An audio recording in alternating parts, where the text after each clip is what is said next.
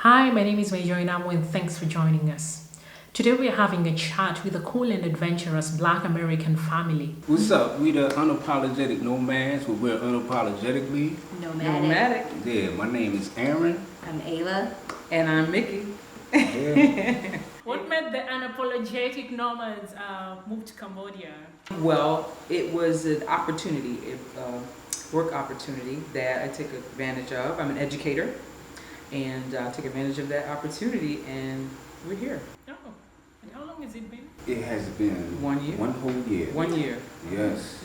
How was the first experience when you got into Cambodia, dealing with the immigration and maybe other authorities? For me, the experience was pretty cool. Everything in the airport went through smoothly. From what I remember, there was no discrepancies. Everything went fast. We didn't have to stop. They didn't like check in all our bags or anything. It was a good experience. Now, the Unapologetic Nomads are, it's a family that has obviously traveled and interacted with people from different cultures. There's always a new culture experience or a new experience when you go to a new place. So what is that one thing or those things that stood out for you guys culturally when you came to Cambodia? Definitely the food. Yeah, that's what I was thinking. Food is delicious. And when you drive around the city, I noticed that it almost feels like village meets city. It's different from most major cities around the world. It's pretty different. I mean, hundreds of restaurants and shops, but it is still different. It has its own. They still have their culture kind of weaved into the landscape, which is really, really nice. Yeah. The music is a lot different from all the music I've ever heard.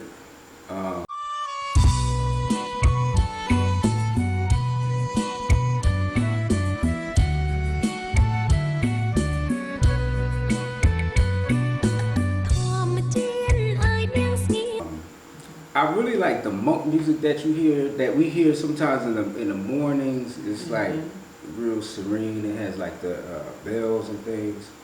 That was new hearing that in the morning as far as culturally.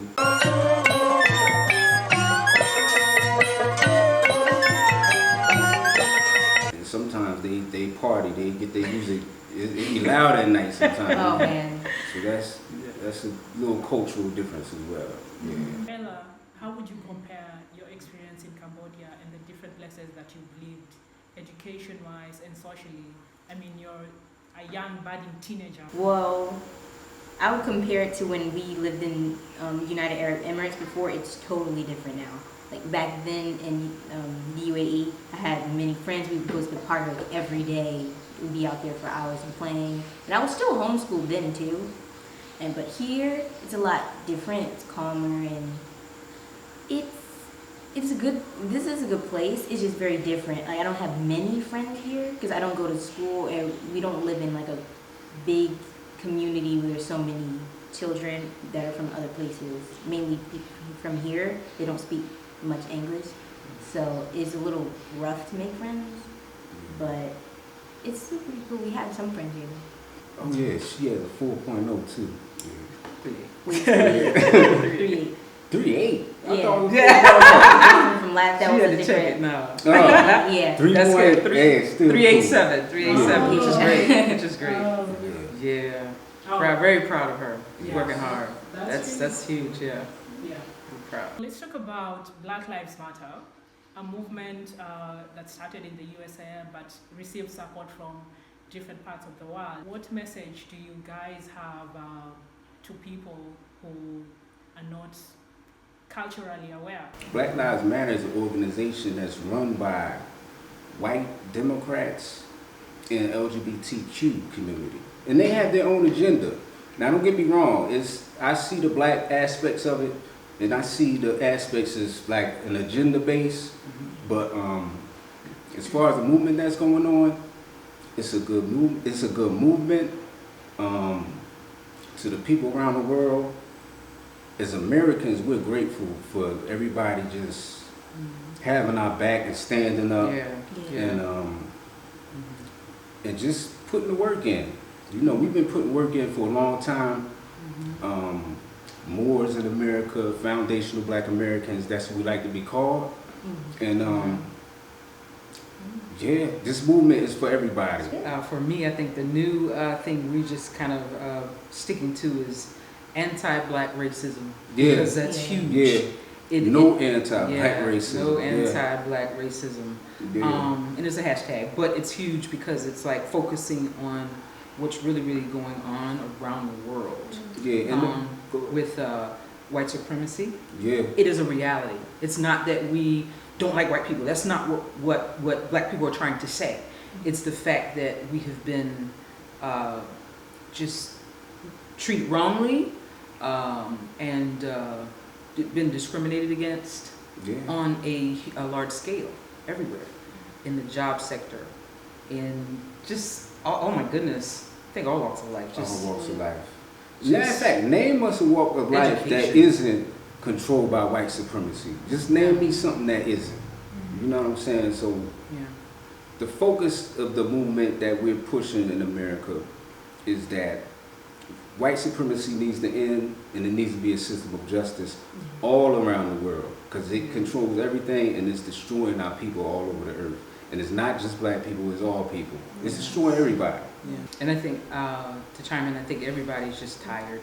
Everybody's tired. Yeah. You know, we deserve to be treated just like everybody else. We contribute more, especially in the U.S., our forefathers have contributed and pretty much built that country. Yeah. And for us to be mistreated the way we're being treated now, it's a travesty. It makes no sense. And to touch on the other part of your question, I think what message would we send to just people who are unaware? I think that paying attention to what's happening in the news is important. And then just kind of studying a little more about us as a people. Just knowing that history, knowing our history is important, you know. The same way we go around the world and we delve into other people's history, you know. You know, why not people delve into our history and try to find out more about what we've gone through. What's the importance of racial diversity in communities that are less racially aware? I think the problem lies in the fact that you have a lot of industries, companies that move into places like Cambodia and other places, and the hiring aspect. You'll see like a lot of Europeans being hired by a lot of companies. And we're not saying anything about the government that has nothing to do with it, but the companies that come and set up shop and then they hire, you know, a lot of people from European countries, and very few of us are hired. That's true. Yeah, so they don't get to see diversity. So it's not really their fault. They don't get to see diversity. So I would push for companies to hire more people of color, if you will. Also, I think it's what people see on TV, because when people see us on TV, it's never really a good image of us. Like, you always see us, or in the news, someone is getting shot, or with drugs and everything. They don't ever show, they don't ever show a good image of us. So people think of us low. People think low of us, or people are scared of us. They think we're just. But then, when they see white people there, it's just everything is so wow, oh my goodness, because that's all they see. And a lot of times, a lot of the white people who come to like these countries in Asia, they'll tell these people who don't know us stories about us that's not true. Like with thieves and we are these people, and that's, you know, so they get a version of us that's not told by us. It's told by somebody else. So they really don't know us. And we really don't know them, to tell you the truth. Like, you know, we don't know them like that. But a good documentary to look at to figure out who we are is documentaries like Hidden Colors, is 1 through 5. That's about the best documentary I could say. If you want to know who we are as a people, look at Hidden Colors. Any last words?